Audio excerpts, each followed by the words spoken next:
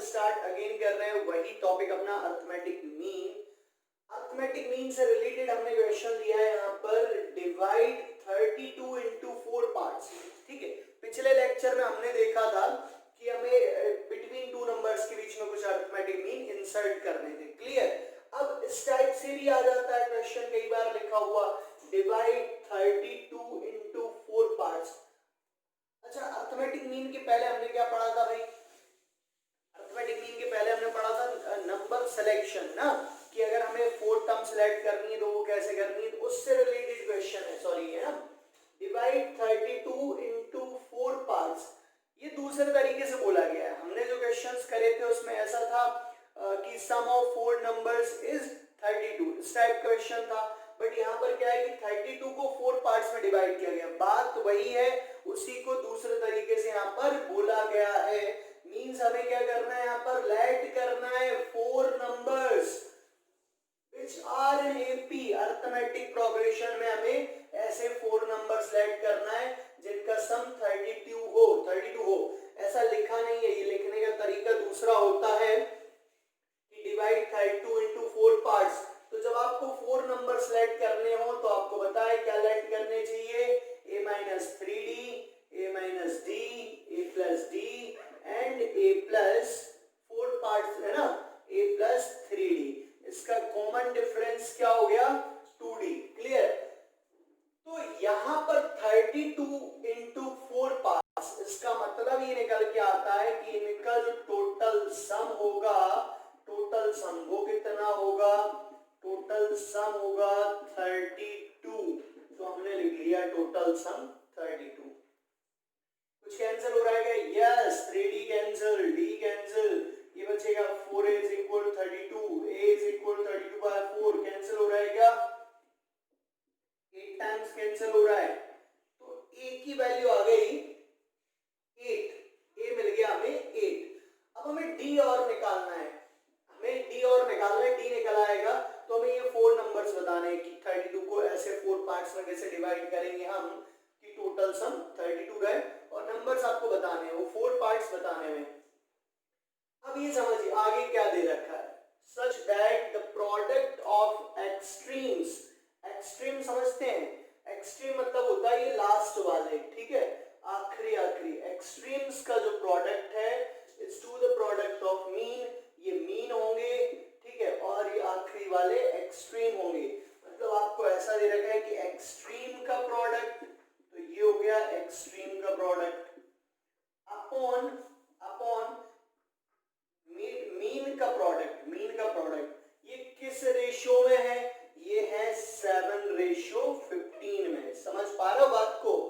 कैसे पता चला सर आपको डिवाइड ही करना है, क्योंकि रेशियो है ना, रेशियो में है ये, तो ये एक्सट्रीम्स का प्रोडक्ट हो गया और ये मीन का प्रोडक्ट हो गया। इनका रेशियो आपको दे रखा है क्वेश्चन में 7/15।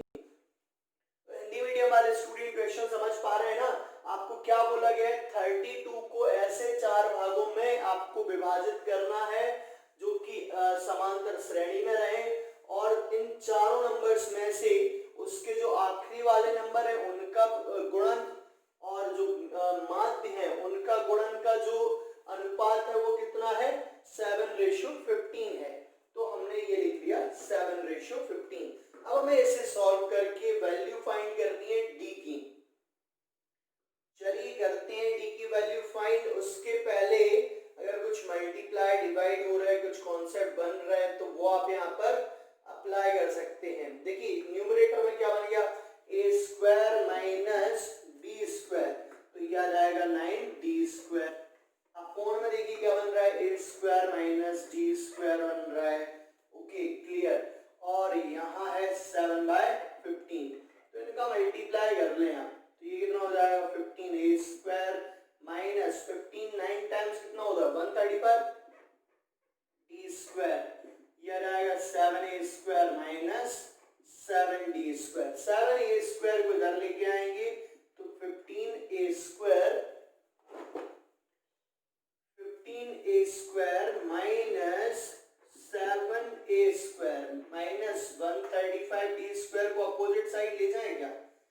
ठीक है भाई, ले जाइए, क्योंकि हमें d की वैल्यू निकालनी आसानी होगी। ये आ जाएगा इधर प्लस का 135d² माइनस का 7d²।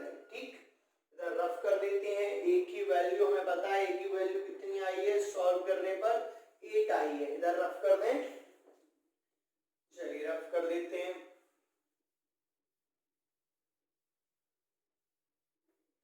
यहां पर कितना बचा 8a² 8a² बचा है। ओके, 135 से आप माइनस करिए 135 से 7, तो ये कितना बचेगा, यहाँ 128 बचेगा। ठीक है, 128d²। क्लियर। अब कुछ डिवाइड हो रहा है तो डिवाइड कर दीजिए, हमें तो d की वैल्यू निकालनी है, तो ये आएगा 8a²/128। तो डिवाइड कर दीजिए, कुछ डिवाइड हो रहा है तो हमने 2 से डिवाइड किया, 2 4 ज़ा 8, 2 6 ज़ा 12, 2 4 ज़ा 8। अगेन डिवाइड हो रहा है क्या, फिर 2 से डिवाइड कर दीजिए, 2 2 ज़ा 4, यहाँ कितना हो जाएगा 32। फिर से डिवाइड हो रहा है तो ये आ गया 16, यानी d² आ गया कितना a²/16। अब a की वैल्यू कितनी आई थी सॉल्व करने पर 8 आई थी, तो 8 का स्क्वायर कितना हो जाएगा भाई, 8 का स्क्वायर हो जाएगा, एक काम करिए 8 का स्क्वायर वेट इनटू 8 लिख लीजिए, तो d² आ गया यहाँ से 4। क्या आ गया d² 4। अब हमें d की वैल्यू यहाँ से क्या मिलेगी, +-2 मिलेगी। d की वैल्यू मिल गई हमें +-2। तो a तो है 8, एक बार d को +2 लीजिए, और a 8 है, एक बार d को -2 लीजिए। क्लियर। अब 4 नंबर्स बता दीजिए क्या रहेंगे। जब हमने a को 8 और d को 2 लिया तो 4 नंबर्स हमारे क्या थे, a -3d, a + d and a + 3d। तो ये नंबर्स थे, ये रखिए वैल्यूज में 8 -2 रखेंगे d की जगह तो कितना आएगा 6 आएगा, तो ये कितना बचेगा 2 बचेगा। ऐसे ही 8 - 2, यहां से कितना बचेगा 6 बचेगा। 8 + 2 क्या बचेगा, ये 10 बचेगा। ओके, 8 + 6 तो ये बचेगा 14। अब आप इन नंबर्स का सम करेंगे तो टोटल कितना आना चाहिए 32 आना चाहिए। आप करके देख लो, तो ये आ रहा है टोटल 32। इसका मतलब 32 को इन 4 पार्ट्स में आप डिवाइड कर सकते हैं। ये नंबर्स अरिथमेटिक प्रोग्रेशन में भी हैं, और यहाँ पर इनका जो सम आ रहा है वो 32 भी है। जब आप d की वैल्यू नेगेटिव लेंगे तो आप जानते हैं कि वैल्यू आप रखेंगे यहाँ पर तो क्या आने वाली है 14 आएगी, a - d रखेंगे तो 10 आएगा, a + d में रखेंगे तो कितना आएगा भाई 6 आएगा। नेक्स्ट a + 3d में रखेंगे तो 2 आएगा। जस्ट अपोजिट वैल्यूज आ जाती हैं, तो ये वैल्यूज भी आप सम करेंगे तो टोटल 32 आएगा, क्योंकि नंबर्स तो वही हैं। तो ये 2 6 10 14 these are 4 parts, या फिर एंड 14 10 6 2, ये आ गया आपका आंसर। ये वो 4 नंबर्स हैं, 4 पार्ट्स हैं जिनमें 32 को डिवाइड कर सकते हैं हम। तो हमने नेक्स्ट क्वेश्चन लिया है अरिथमेटिक मीन से। There are n arithmetic mean between 3 and 17।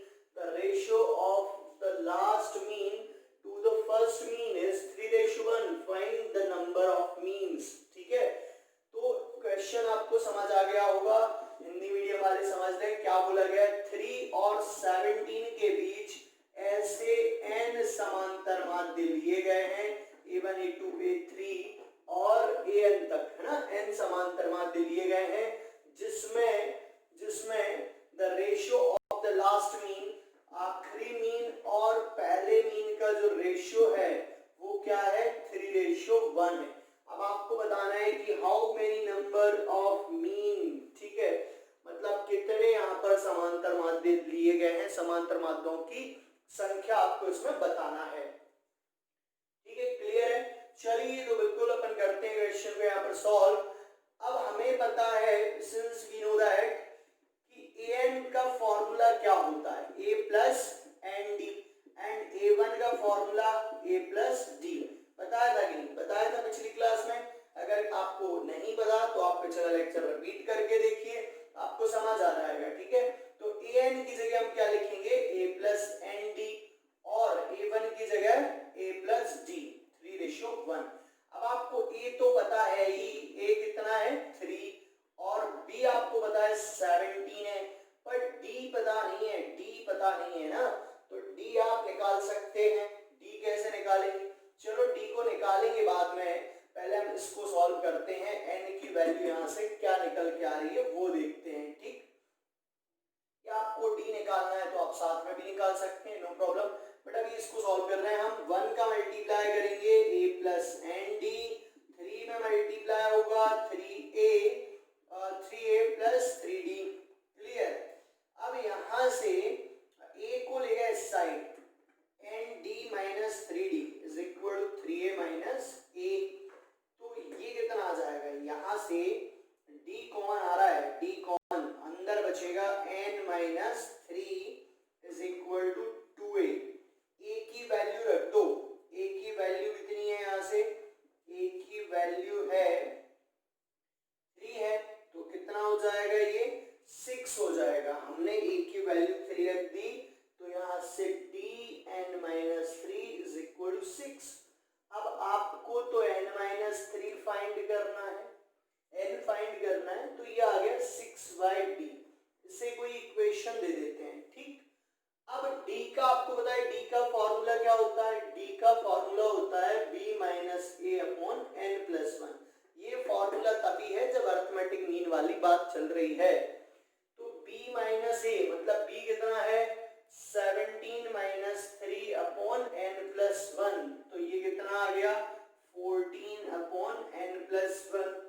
Clear, तो ये रख देंगे हम इक्वेशन फर्स्ट में, n minus 3 6 upon 14 upon n plus 1, ये n प्लस 1 है, पलट के ऊपर पहुंच जाएगा, n minus 3 6 n plus 1 upon 14, कुछ कैंसिल हो रहा है क्या, 2 से कैंसिल हो रहा है, 2 3 जा 6, 2 7 जा 14, 7 का मल्टीप्लाई कर दीजिए, 7n minus 21 is equal to 3n plus 3, तो ये आएगा इधर 7n minus 3n and 3 plus 21, कितना बचेगा 4n बचेगा, 4n ना, और ये कितना हो जाएगा 24 हो जाएगा। अब n यहाँ से कितना आएगा 24 अपॉन 4, n की वैल्यू आ गई 6, तो ये आ गया आंसर। मतलब आपको पता चल गया इसमें टोटल कितने अरिथमेटिक मीन है, 6 अरिथमेटिक मीन है। Again next question from arithmetic mean, क्या दे रखा है इसमें, insert arithmetic mean between 7 and 71, 7 और 71 के बीच में हमें अरिथमेटिक मीन समांतर माध्य यहाँ पर रखने हैं, in such a way that fifth arithmetic mean is 27।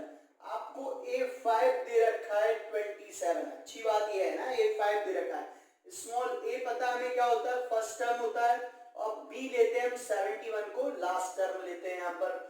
अब हमें इसमें अरिथमेटिक मीन को इंसर्ट करना, लेकिन ऐसा कुछ नहीं बोला है कि कितने इंसर्ट करना है,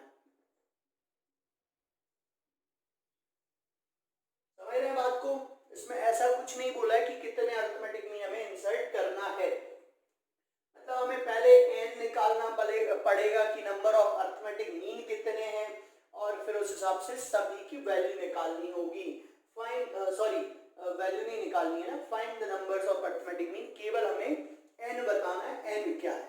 क्लियर, तो चलिए करते हैं क्वेश्चन को सॉल्व। A5 का फॉर्मूला क्या हो जाएगा, a plus 5d is equal to 27, बस d पता चल जाएगा, d पता चल जाएगा तो काम बन जाएगा। d का फॉर्मूला तो आपको पता है, b minus a upon n plus 1, तो यहाँ से d कितना आएगा, b माइनस a मतलब 71 माइनस 7 अपॉन n प्लस 1, तो d कितना आ गया भाई, 71 से 7 माइनस करिए 4 बचेगा, 64 upon n plus 1, that is the value of common difference d।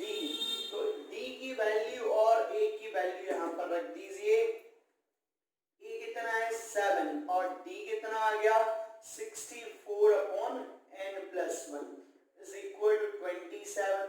इस 7 को हम यहाँ लेकर जा रहे हैं, तो 5 into 64 upon n plus 1 is equal to आएगा 27 माइनस 7। क्लियर, प्लस का था इधर आ गया, माइनस का हो जाएगा। 5 इंटू 64 को ऐसे ही रहने दीजिए, कहीं कुछ कैंसिल हो रहा हो, और यहाँ बचेगा 20। कुछ कैंसिल हो रहा है क्या? 5 से कैंसिल हो रहा है, कितना? 5 4 जा 20, तो 64 upon n plus 1 is equal to 4। 64 is equal to n plus 1 upon 4। ठीक है, अब कैंसिल हो रहेगा 16 इंटू 4, तो यहां से n प्लस 1 की वैल्यू आ गई 16। What is the value of n? n आ गया यहां से 15। That is your answer. आप बोल सकते हैं टोटल इसमें जो अर्थमेटिक मीन है, number of arithmetic mean is 15। समांतर माध्यों की संख्या कितनी है? 15।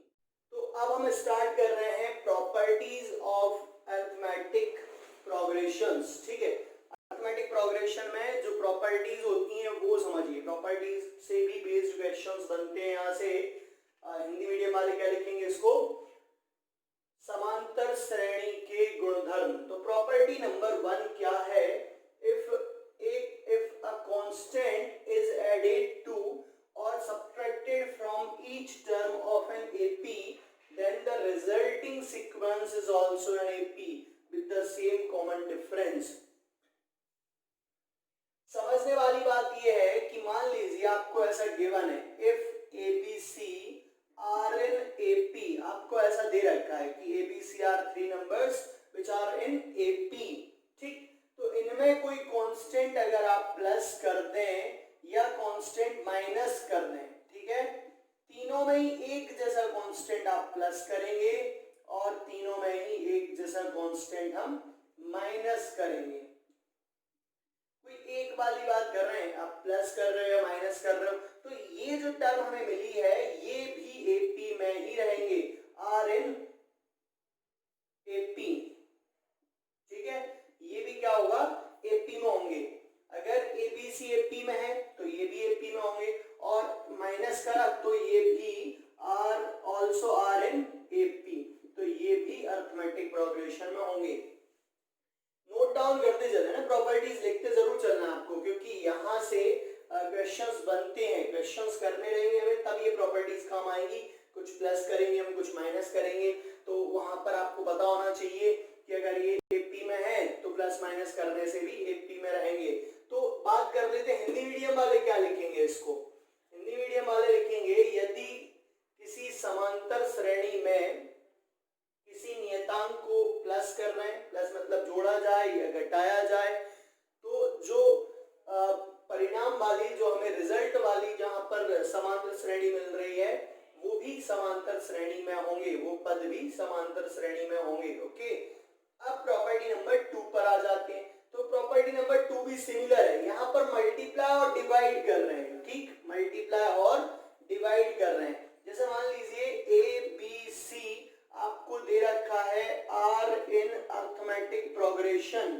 ठीक, अब इसमें अगर हम किसी कांस्टेंट का मल्टीप्लाई कर दें तो ये भी क्या होगा? Are also are in AP, also are in AP, ये भी एपी में ही होंगे।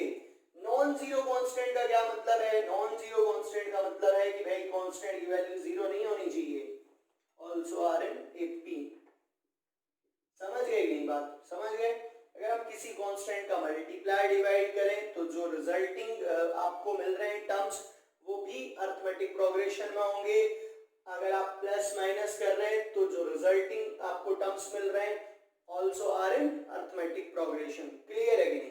क्लियर है। तो ये दो प्रॉपर्टीज हो गई हैं। नेक्स्ट प्रॉपर्टी देखते हैं, ये नोट डाउन जरूर कर दें, नोट करते चलें। नेक्स्ट प्रॉपर्टी नंबर 3 की बात कर लेते हैं। What is the property number 3? In a finite arithmetic progression, the sum of the terms equidistant from the beginning and end is always same and is equal to the sum of first and last term. Clear? यहाँ समझिए बात को, जैसे ये कोई arithmetic progression है, a1 a2 a3 and dot dot dot an minus 1 an minus 2 an minus 1 and an, ये कोई अर्थमेटिक प्रोग्रेशन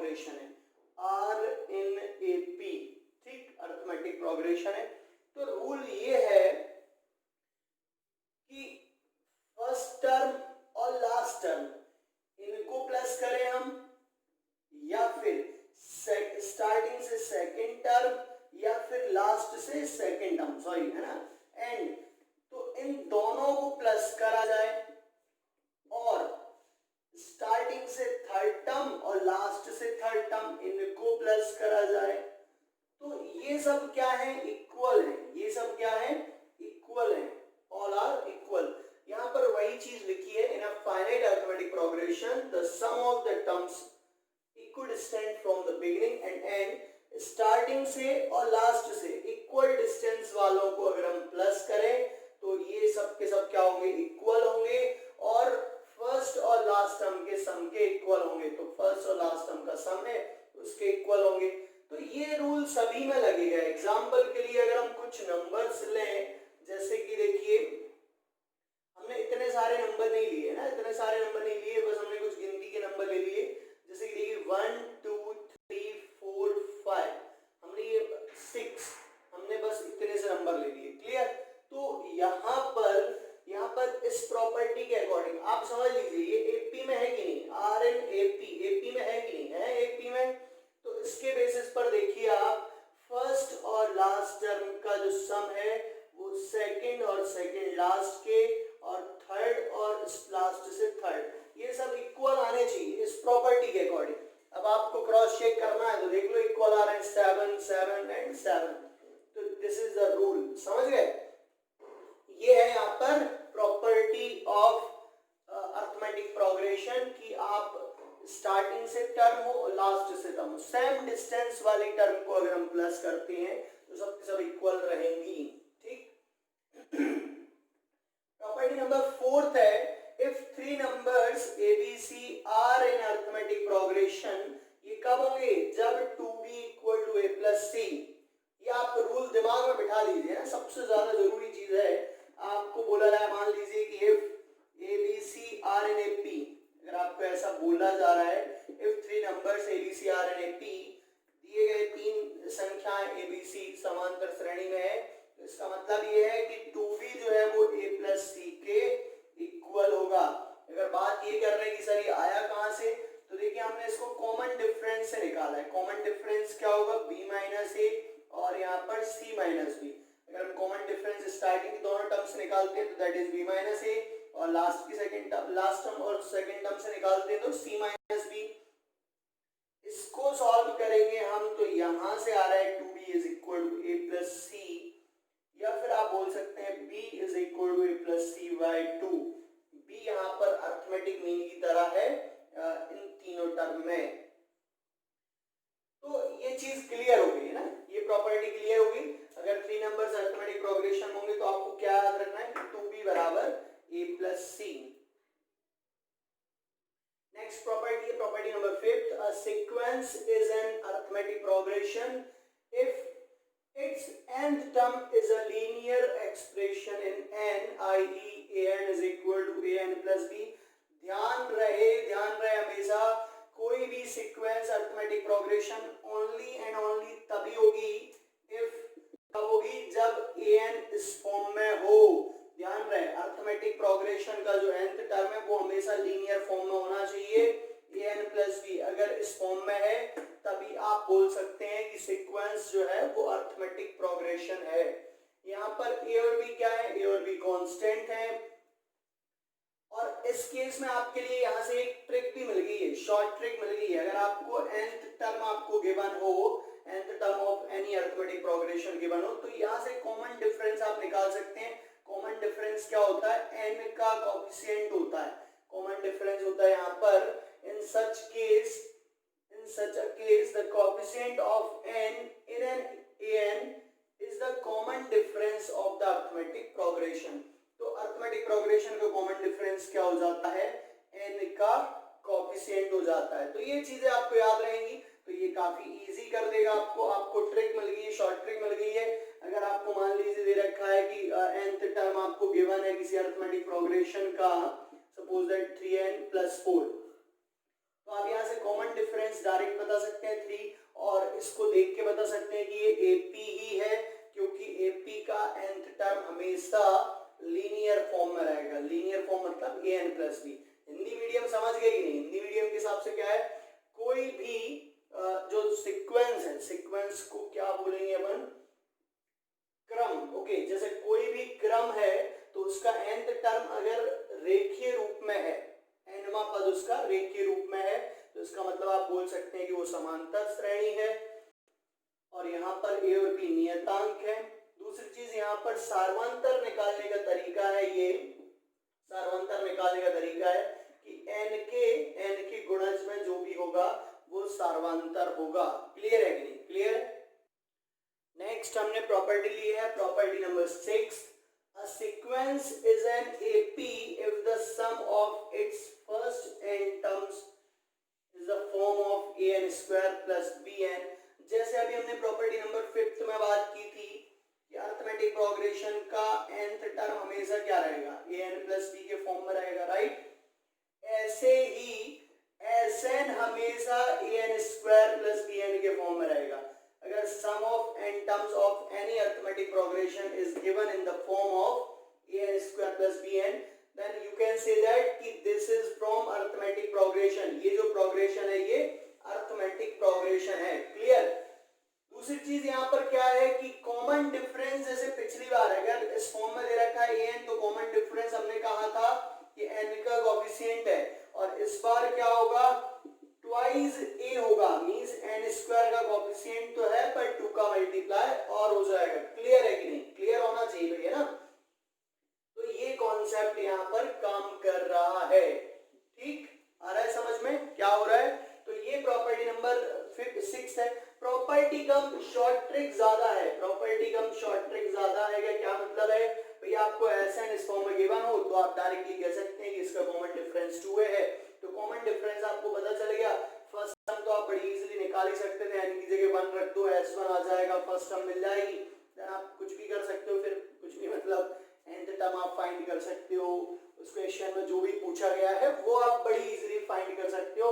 तो this is a short trick. Hindi medium की बात करें तो देखिए यहाँ पर क्या है, sequence is an arithmetic progression. वही चीज दे रखी है, अगर कोई श्रेणी समांतर श्रेणी तभी होगी, तभी और केवल तभी होगी जब n पदों का योग इस रूप में दिया हो, an स्क्वायर प्लस bn के रूप में दे रखा हो, और d हमेशा इस तरीके से दिया होगा, तो d हमेशा क्या होगा, इसमें 2a होगा, 2a। और ये तो मैंने पिछली प्रॉपर्टी का लिखा है, तो इसको यहाँ नोट नहीं भी करेंगे तो भी चलेगा। आपको यहाँ से समझना है कि Sn अगर आपको गिवन है an square plus bn, then d would be 2a। Clear है? तो बढ़िया, अच्छी बात है। एग्जांपल ले लेते हैं इस पे कोई एक। Sn मान लीजिए हमें दे रखा है 2n square plus 3n, Sn दे रखा है, जस्ट एन एग्जांपल। ठीक, तो आपको इसमें अगर कॉमन डिफरेंस निकालना है तो कॉमन डिफरेंस क्या आएगा, 2 into 2 that would be 4। Common difference आ गया है 4। सॉरी, प्रॉपर्टी नंबर 7 की बात कर लेते हैं। If the terms of an AP are chosen at regular intervals, then they form an AP। क्या मतलब हुआ इसका? इसका मतलब ये हुआ है कि समझिए A B C D E F are in AP, आपको ऐसा बोलना है कि ये क्या है, अरिथमेटिक प्रोग्रेशन में। अब हम इसमें से रेगुलर इंटरवल वाली जो है वैल्यूज उठा रहे हैं। रेगुलर इंटरवल का क्या मतलब है, जैसे ऑड ऑड टर्म्स वाली ले भाई, एक गैप से ले लें, एक का गैप करते जाए बीच में, जैसे A C E, ये भी क्या होगा, ऑल्सो आर इन AP। आप आंखें बंद करके बता सकते हो कि ये क्या है, AP में है। तो आप बोलो कि सर हम दो का गैप करके ले लेते हैं, दो का गैप का क्या मतलब हो जाएगा, आप A B को छोड़ रहे हैं, C ले रहे हैं, D को छोड़ रहे हैं, F ले रहे हैं। ठीक, तो वो नंबर्स भी क्या होगा, AP होंगे। आप एग्जांपल के लिए देख सकते हो, क्रॉस चेक कर सकते हो। जैसे हमने नंबर लिए 1 2 3 4 5 6 7 8 9 10। क्लियर, ये 10 नंबर्स हमें पता है ये अरिथमेटिक प्रोग्रेशन में are in AP। We know that, कैसे पता हमें, कॉमन डिफरेंस इक्वल है। अब हम रेगुलर इंटरवल से वैल्यू उठा रहे हैं। रेगुलर इंटरवल से वैल्यू मतलब हम दो वैल्यू छोड़ के वैल्यू ले रहे हैं। जैसे स्टार्टिंग की दो वैल्यू छोड़ दी हमने तो 3 लिया, फिर 4 5 को छोड़ दिया 6 लिया, फिर 7 8 को छोड़ दिया 9 लिया। तो देखिए ये एपी में है कि नहीं, बिल्कुल है, आर एन एपी। आप एक एक टर्म छोड़ के भी लेंगे तो भी एपी में आएंगे। आप एक रूल फिक्स कर लीजिए है ना, उसके अकॉर्डिंग आप लेंगे तो हमेशा वो नंबर्स अरिथमेटिक प्रोग्रेशन होंगे। तो ये प्रॉपर्टीज हैं, इनके यूजेस हैं, इसलिए आपको प्रॉपर्टीज बताई जा रही हैं। हम क्वेश्चंस हम करेंगे उनमें ये प्रॉपर्टी यूज होंगी, तो नोट जरूर कर ले चलें, प्रॉपर नोट्स बनाइए। नेक्स्ट हम 8th प्रॉपर्टी की बात कर रहे हैं। यहां पर क्या दे रखा है, if an plus 1 an plus 2 are three consecutive terms of an AP, then क्या होगा, twice of an plus 1 is equal to an plus 2। ये प्रॉपर्टी ऐसा लग रहा है कि देखी हुई प्रॉपर्टी, देखी हुई अभी आपने पढ़ी होगी property, if a b c are in A P then क्या था, 2b is equal to a plus c। तो वही तो है यहाँ पर भी, ठीक है भाई, जो सेकंड टर्म का ट्वाइस है वो दोनों के सम के इक्वल होगा। पर फिर ये डबल से प्रॉपर्टी हमने क्यों पढ़ी, क्योंकि पिछली वाली प्रॉपर्टी में ये था कि स्टार्टिंग की 3 टर्म्स थी, और ये वाली प्रॉपर्टी ये कह रही है कि वो टर्म्स कहीं भी हो पर कंसेक्यूटिव टर्म्स होनी चाहिए, लगातार वाली टर्म होनी चाहिए, कंटिन्यू वाली 3 टर्म्स होनी चाहिए। कोई भी 3 टर्म्स उठा लीजिए, एग्जांपल के लिए देखिए जैसे a b c d e f g h है ना, आर इन एपी, हमें ऐसा बोल दिया जाए बस कि एपी में है। अब इसकी कोई भी 3 टर्म्स ले लीजिए, जैसे आपने 3 टर्म्स स्टार्टिंग की ली, तो यहां से आएगा 2b आएगा a प्लस सी। आपको लगा सर कि हम स्टार्टिंग की 3 टर्म्स क्यों ले, हम स्टार्टिंग की पहली टर्म छोड़ देते हैं, ओके पहली टर्म आप छोड़ दीजिए, हमने सेकंड टर्म से 3 टर्म्स लगातार ली, तो वहां पर क्या आएगा, 2c आएगा b प्लस डी के इक्वल। क्लियर है कि नहीं, क्लियर होना चाहिए ना, आ रहा है समझ में। तो e f g अगर लें तो 2f आएगा e प्लस g के इक्वल में। तो ये पूरे के लिए रूल है, कहीं भी कोई भी कंसेक्यूटिव 3 टर्म्स लीजिए, उनमें जो सेकंड टर्म का ट्वाइस है फर्स्ट और थर्ड टर्म के सम के इक्वल होगा। आगे प्रॉपर्टी समझ में, बहुत प्रॉपर्टी पढ़ ली है इस लेक्चर में। अब हम क्वेश्चंस देख लेते हैं कि कैसे क्वेश्चंस बनेंगे जो इन प्रॉपर्टी पे बेस्ड रहेंगे। चलिए हमने क्वेश्चन लिया है इस पे based, if a b c are in AP then prove that these 3 numbers are also in AP। Clear, आपको यहाँ पर दे रखा है कि एबीसी तो समांतर श्रेणी में है, बताइए ये बाकी के 3 नंबर्स अरिथमेटिक प्रोग्रेशन में है कि नहीं है। ठीक है, तो यहाँ पर ये चीज हमें बतानी है, कोई जोड़ तोड़ करके कैसे भी करके बनाइए। तो सबसे पहले जो हमें गिवन है वो क्या है, a b c are in A P है ना, ये दे रखा है आर इन ए पी।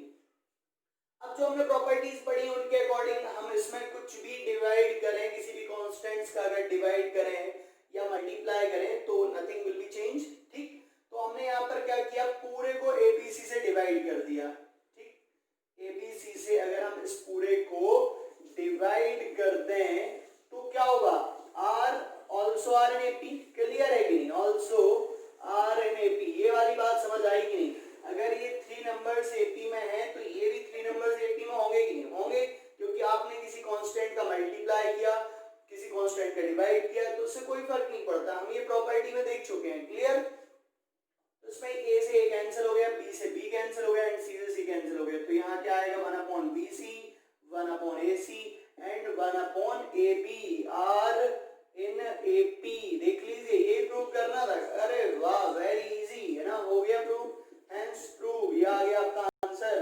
तो क्वेश्चन काफी इजी था।